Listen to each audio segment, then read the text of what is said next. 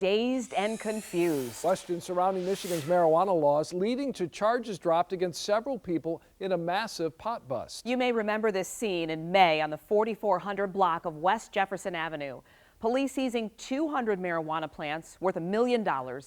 At issue, a temporary operation permit the group received from the city and how much marijuana it allowed them to grow. This isn't the first time Michigan's marijuana laws have created confusion, and with legalization potentially looming in the November election, it could create more questions for police and prosecutors. Our big story coverage begins with 7 Action News reporter Allie Hoxie. She's live in Southwest Detroit, where she spoke with the owners of that marijuana operation who were just cleared. And Allie, one of them, a former NBA star?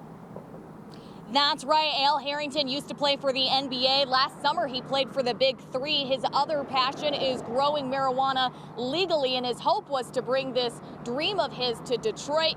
However, that dream was crushed and stopped when Detroit police raided this warehouse.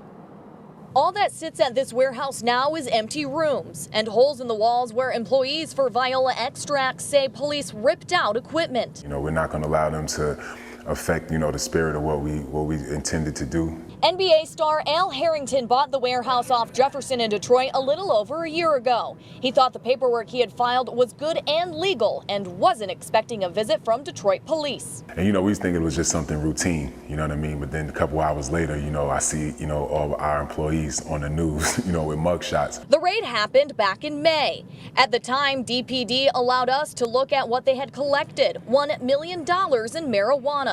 It never occurred to me that there was anything other than they were going to look at the paperwork, realize what it was, and leave. Instead, police arrested 6 employees who say they spent 4 days behind bars. It wasn't until yesterday that they were vindicated when a judge dropped all the charges. He just said that, that we were overly compliant. We did everything we did everything that we thought was right, from the city and the state level. If convicted, those employees faced up to 15 years in prison.